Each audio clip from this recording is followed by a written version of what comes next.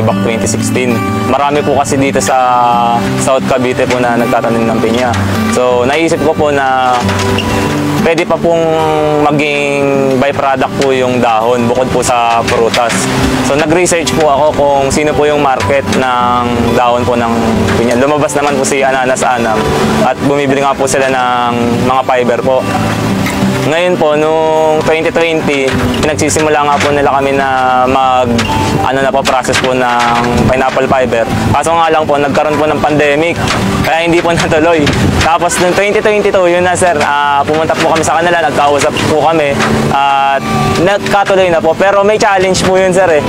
Kasi bago nila kami pahiramin ng machine, kailangan po namin ng facility. Wala naman po kaming facility, so nag-ikot-ikot po kami ng mga LGUs po hanggang sa naawa po sa amin yung Alfonso. Pinahiram po kami ng facility para dun po mag-process ng dahon po ng pinya. Dun po nagsimula po yung pag-ihibla po namin sa Cavite po. Bali, dalawa po kami niyan sir.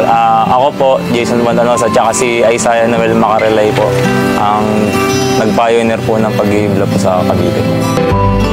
Siyempre sir, unang-una para makahikayat po kami ng mga kabataan po na ma-engage po ulit sa agriculture.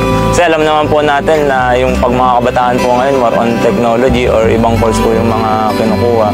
So ngayon kami sir, parang gusto po namin mapatunayan na yung mga kabataan may pag-asa pa rin po sa agriculture, kaya wag po nilang tigilan tsaka panghinayangan. Bali ang pinaka po talaga, focus namin po na produkto po ay pineapple leaf fiber po talaga. Bali yun nga po sir, sakto nga po sa batas nga po na Republic Act 9242 na naglalayon nga po na gumamit po ng mga natural fibers. Include na po dyan yung pinya. Kaya maganda po na kung ang uniform po natin ay magagamitan po natin ng mga pineapple fibers po para po sa high fashion industry nga po dito sa Pilipinas po. Ang unang-una sir, yung mga barong tsaka Pilipiniana po natin. Yan po talaga ay meron po talagang 100% na pineapple leaf fiber po. And at the same time po, tayo po ay isang agri-student din po sa Cavite State University. At syempre, ang unang-una po sir, makahikayat po talaga ng mga kabataan na ma-engage po sa agriculture. At para hindi po masayang yung mga dahon po ng pinya po. Dahil kung sakali po, dati nung wala pa po kami, sinusunog lang po yung yung mga dahon po ng pinya.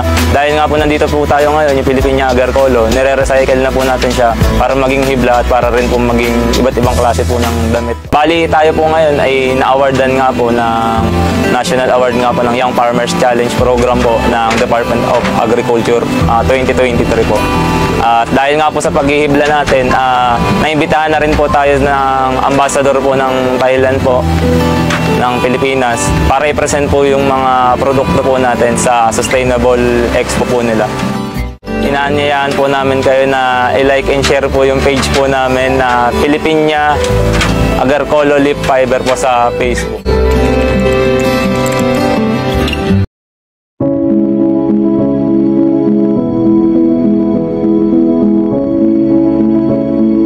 Hello, kamusta kayong lahat? Ako nga pala si Adrian Dimaranan, Tugong Mendez, Cavite, at isang graduate ng BS Agriculture and Entrepreneurship, class of 2017.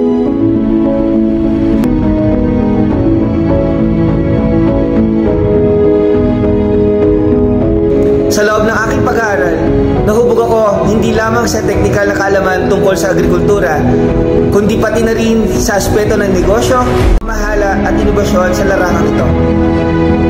Matapos ang aking pag-aaral, ako'y nagtrabaho sa loob ng 3 taon bilang technician at sales marketing representative sa Cavite Farmers Feed Milling and Marketing Cooperative sa Silang, Cavite.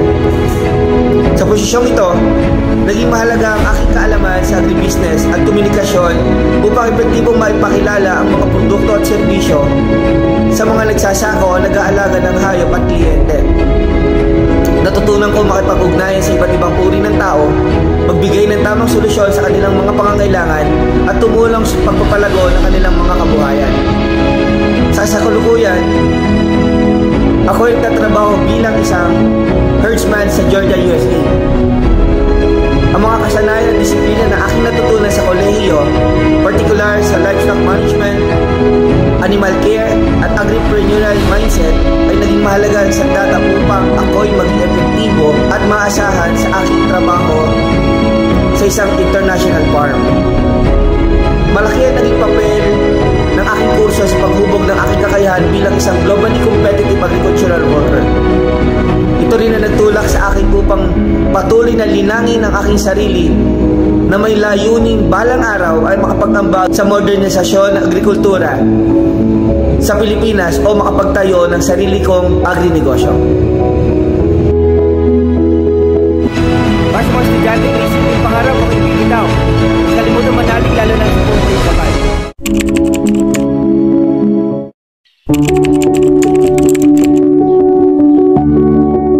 Hello! Magandang araw! Ako si Luis Matthew D. Subiate, graduate ng Bachelor in Agricultural Entrepreneurship, major in Animal Production Technology. Bilang graduate ng Bachelor in Agricultural Entrepreneurship or BAE, natuto ako hindi lamang ng mga paghahalaman, paghahayupan, pagkontrol sa mga peste, at paggamit ng mga sustainable farming techniques. Ang BAE rin ang nakatulong sa akin upang matutong gumawa at mag-execute ng business planning and management, marketing, innovation, at lalong-lalo na ang entrepreneurial skills. Nahasa dito ang pag-manage at magpatuloy ng agribusiness gaya ng salted egg business.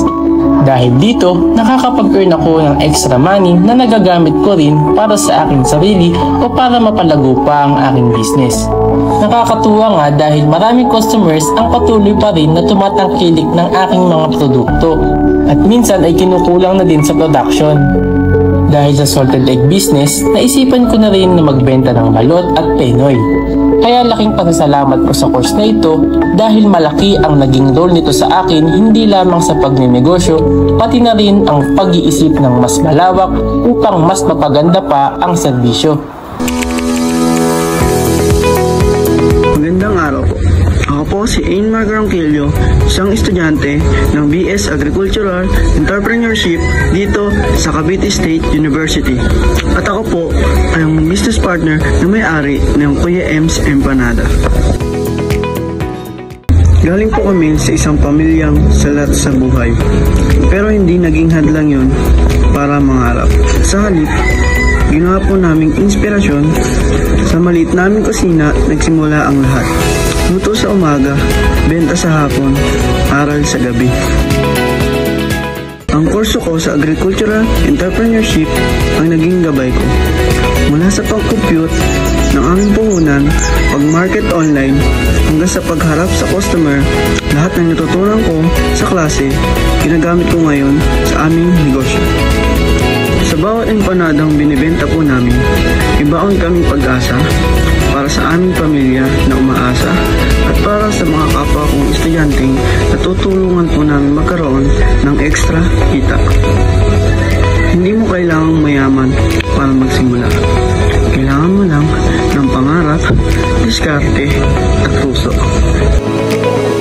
Muli, ako si Einmar Ronquillo, ang business partner ng mga-ari ng Kuya Ems Empanada, estudyante, negosyante, at proud agripreneur.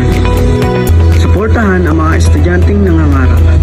Tikman ang empanada ni Kuya Ems, lasang sipag at tagumpay.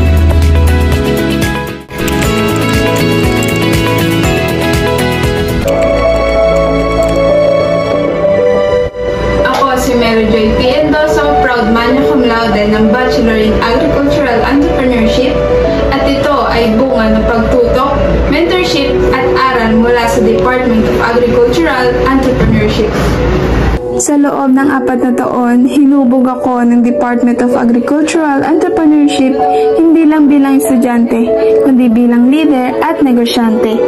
Business planning, marketing, financial analysis at record keeping, lahat yan ay naging bahagi ng training ko. Ngayon, ako na ang tumatayong gabay sa mga batang BA students. Sila naman ang tinuturuan ko ng mga natutunan ko noon mula sa aking mga instructors sa Department of Agricultural Entrepreneurship at sa iba pang departamento ng aming kolehiyo.